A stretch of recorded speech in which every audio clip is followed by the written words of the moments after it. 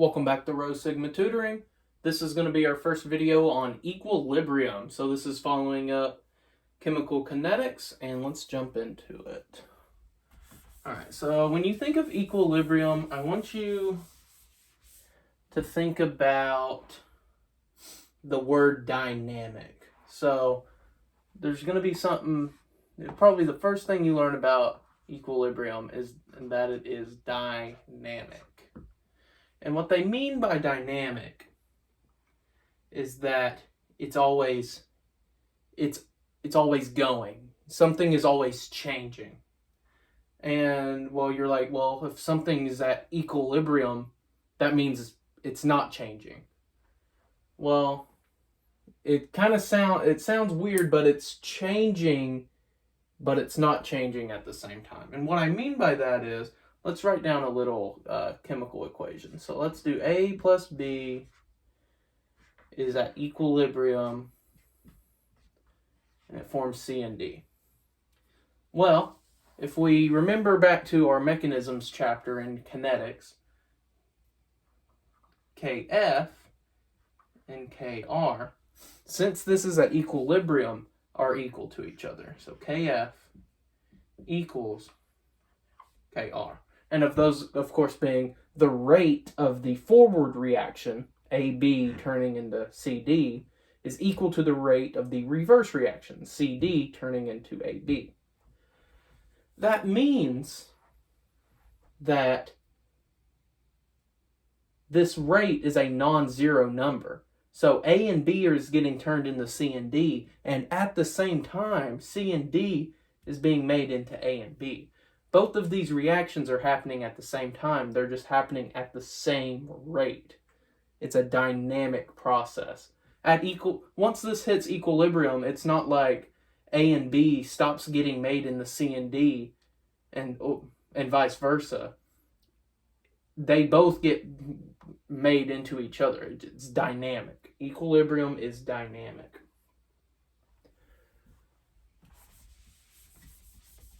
All right, next up. It is going to be this concept of K. So let's draw up another reaction. So the little letters are going to represent coefficients. So most of the time it's just going to be 1 or 2. So if it was a 1, you could just imagine it not being there. All right. So if we wanted to find the equilibrium constant, which is K, that would be KEQ. And the reason why we put EQ at the bottom is that way we don't get confused with the rate constant, which is from the last unit, kinetics, and we don't want to get the rate constant confused with the equilibrium constant, which is what we're talking about now. Now, the thing you need to, when solving for the equilibrium constant, you need to remember that it is equal to the products over reactants. If you remember that, you're going to save yourself a whole lot of grief. But specifically, let's find the equilibrium constant for the above equation.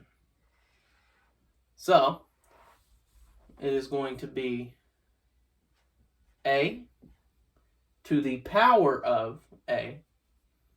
So the coefficients, your 1s, your 2s, your 3s are going to be a power of the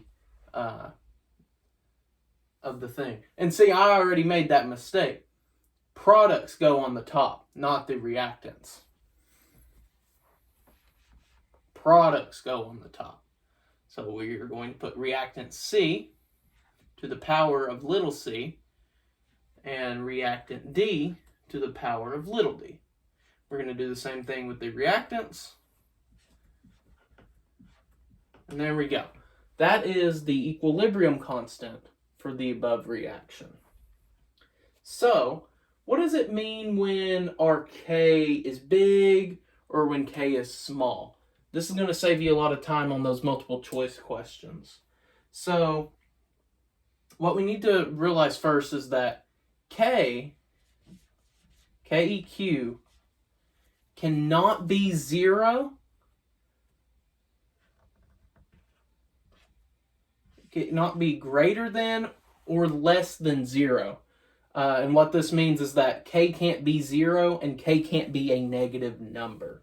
So that leaves, so K can be, KEQ, the equilibrium constant, can be anywhere from super, super small, like an infinite amount of zeros, 1 to the highest number you can think of. It can be anywhere in that range, but it can't be 0 and it can't be negative. So, if that's the case, then what happens when K is small? So KEQ is small. Well, this means that KEQ is less than 1. So when KEQ is less than 1, what does that mean as far as the products and reactants? Well, that means that the reactants are in a higher concentration than the products. And for that to make sense, let's just go ahead and write that out. So let's pick a number for the reactants, let's say 10. And let's pick a smaller number for the products, since that's what we're looking at. So let's just use 2. If there are only, however we're measuring this, if there's only 2 units in the products and 10 units in the reactants, whenever we do that math, we're going to be left with a number that is less than 1. So that's pretty easy. So what we say is that this is small k's less than 1 are reactant favored.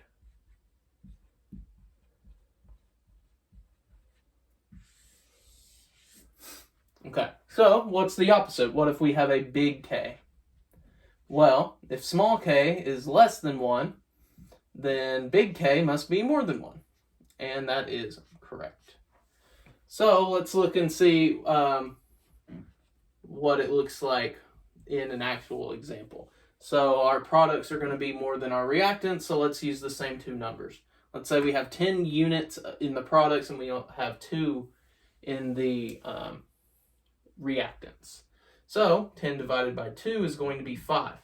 5 is more than 1, and we have more products, which means when K is big, or more than 1, it is going to be said that it is product favored.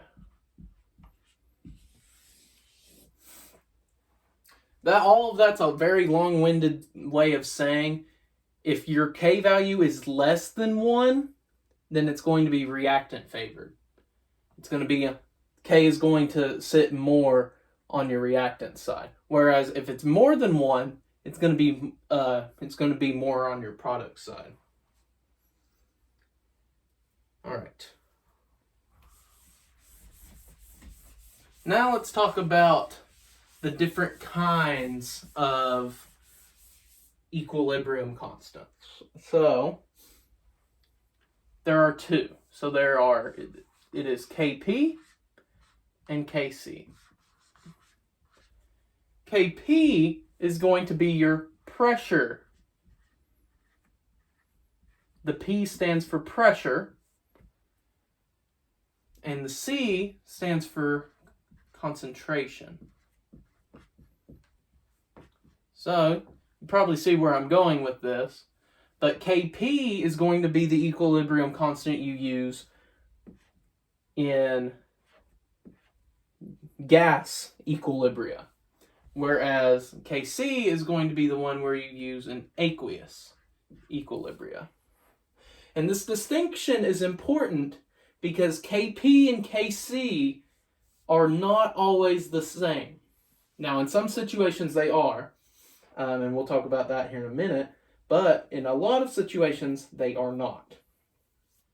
So let's just go through a quick example of how we would write these different K value, these equilibrium constant values.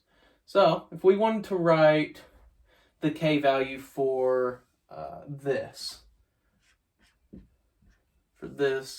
chemical reaction, let's go ahead and just write it down. And we'll keep it pretty generic for now because it's still new. All right. So the first thing we want to do whenever when we're trying to determine the equilibrium constant, look at the state of matter everything's in. So you're going to go gas, gas, gas, and gas. Okay, everything's a gas. So we're going to be worried about pressure, and that's going to be Kp.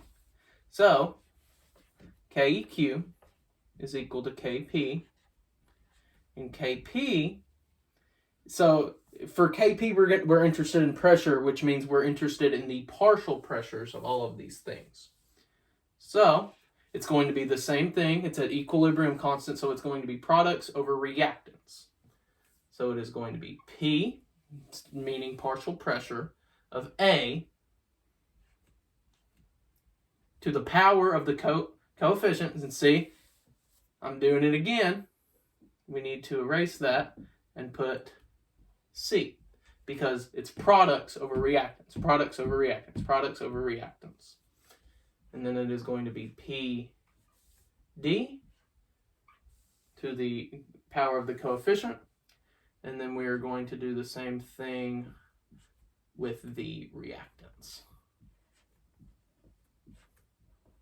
Okay. So this would be our equilibrium constant for this reaction. And this is a gas equilibrium. And that's why we use Kp. Now, on the other hand, what if our reaction was this? And just to save a little bit of space, let's just do it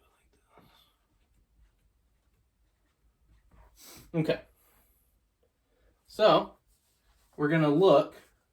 We're trying to find the equilibrium constant. So we're going to look and see what state of matter we're in. I don't see any gas, but I do see concentrations. So we're going to use Kc. So Keq is equal to Kc. And Kc is the concentration of B to the power of B and the concentration of A to A. So yeah, our equilibrium constant for this reaction, since it's an aqueous equilibria, is going to be Kc, and that it's still going to be products over reactants, but we just write it a little bit differently. So, well, you ask me, you say, well, what if I have Kp, but I want to find Kc, or vice versa? Well, let's go through you can use a equation for that. And what that equation is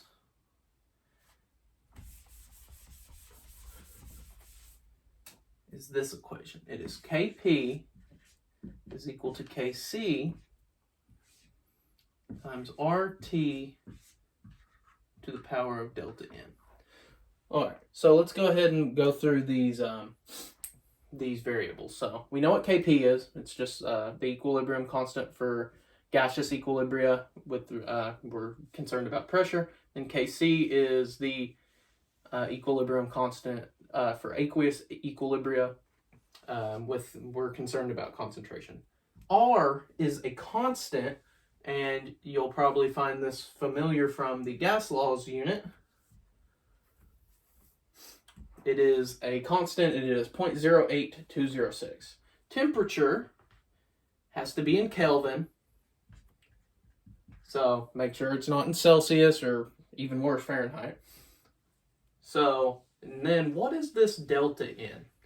Delta N is the change in gaseous moles. So you're going to calculate the gaseous moles on the product side, and you're going to subtract it by the amount of moles on the reactant side. Now, if you were doing this for Kc, then it would be 0 because you don't have any moles of gas. But for Kp, it could be 0 or it could not be. So let's go ahead and just do a quick example. That way we can understand what's going on. So we have this equilibria, and it's gas plus 2H2 gas.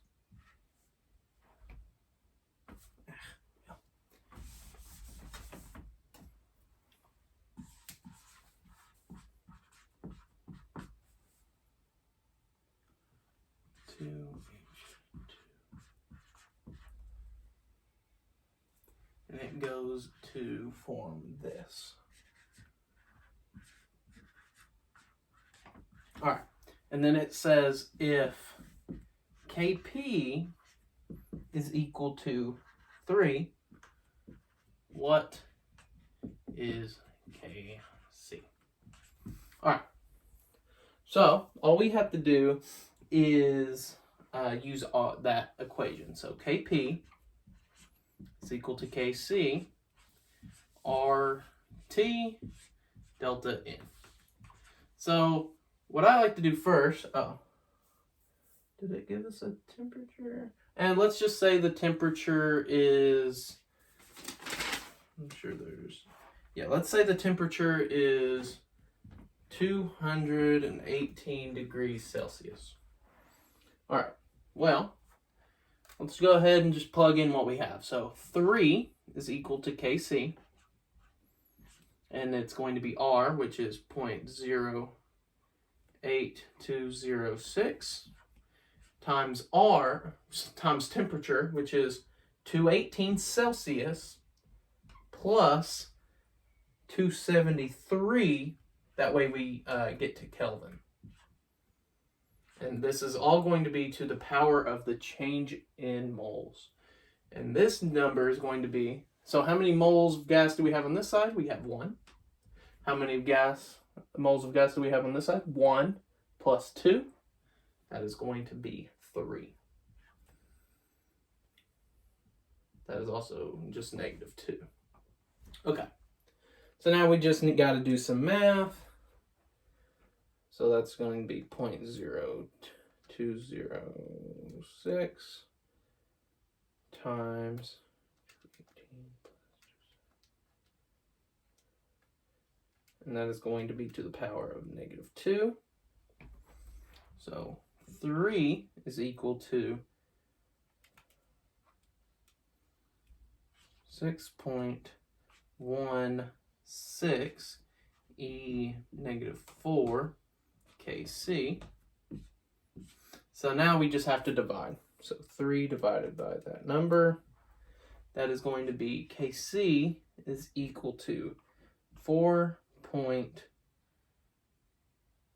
And since that's only 1 sig fig, we'll have to round that to 5 E3. So yeah, not too bad. You just got to follow. Honestly, the hardest part of this equation is delta N. But once you just boil down that it's the change in the gaseous moles, you're going to look at the product side. You're going to go, oh, this is gas. This is a gas. The coefficient in front of it is 1, so it's going to be 1 minus. Here's a gas. The coefficient is 1. Here's another gas. The coefficient is 2. 1 plus 2 is 3. You subtract those two numbers by each other, you get -2. You do the rest of the math, and it's not too bad. All right. Well, that's going to be this video. I hope you learned something, and we hope to see you next time. Thank you.